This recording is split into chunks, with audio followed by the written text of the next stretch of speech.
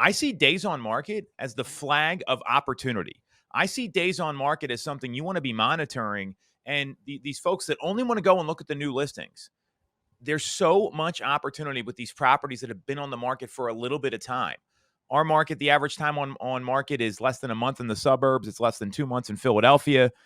That's the average. But when you get to that 10, 14-day mark, that spells opportunity. If you're concerned about terms, you're concerned about, I've got a mortgage contingency, or I'm not putting 20% down, or maybe you're a low down payment buyer, that's the properties I'd be looking at.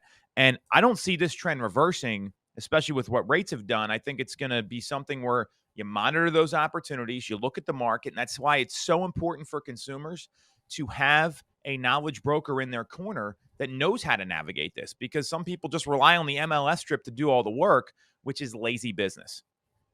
You should know the ins and the outs of the affordable and below price ranges in your community. I mean, you should be able to break this thing down in $10,000 to $25,000 increments. Everything that's happening in your local market, especially in those price categories. Redfin right now is reporting that 2 out of 5 investor purchases are starter homes. Okay, so 40% of investor purchases are considered starter homes, which is 1,400 square feet or below. So it's not just that first-time home buyer that's competing for these homes. It's everybody that wants starter homes. It's everybody that wants a middle price or low price.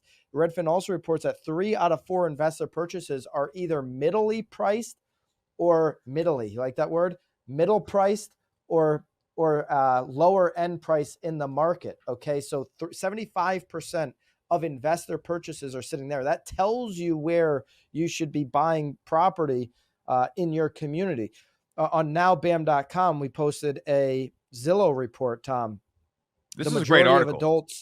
Majority of adults support new homes to improve housing affordability.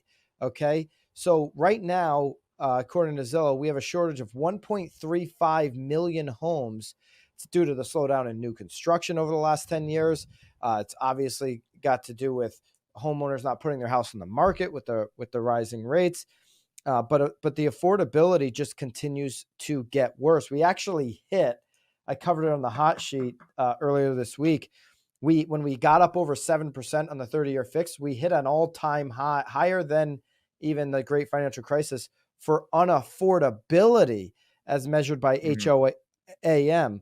But the support publicly for for building housing that is affordable is across the board. 70% believing adding duplexes and triplexes would help this growing concern by making housing more affordable.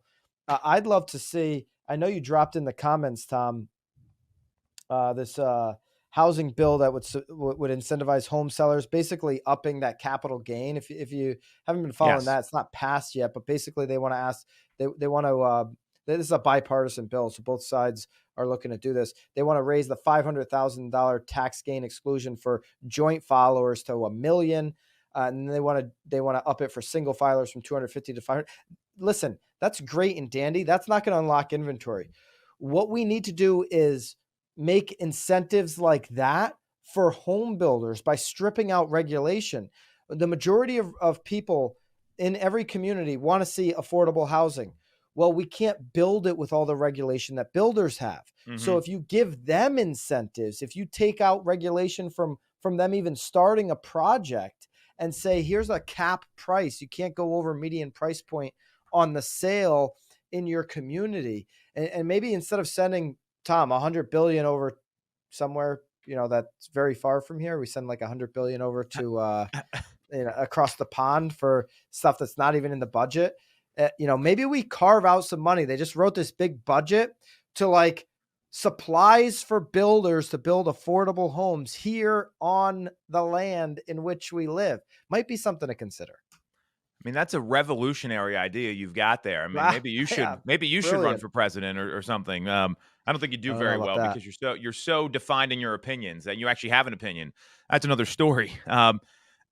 Washington State just did this, and this was in the article on Housing Wire, where they signed a number of different bills into place aiming at supply and affordability issues, but one specifically that lifts single-family zoning restrictions to allow for more affordable housing units. And That's the kind of stuff we need to see. We talked about this. George Ratu talked about this with Yeah, from 2 Keeping. episodes ago.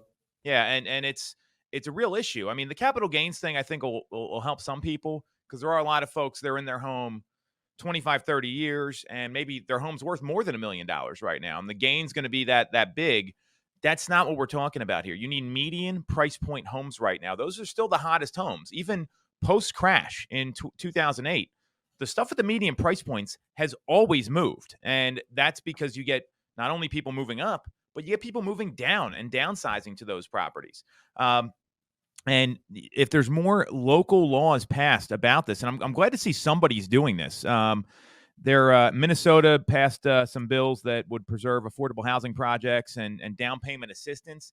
I don't even think it's down payment.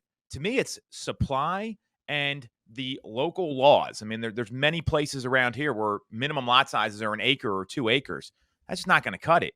So that would be, like tax incentives for builders to build these types of properties. That's the stuff that's going to ramp this up.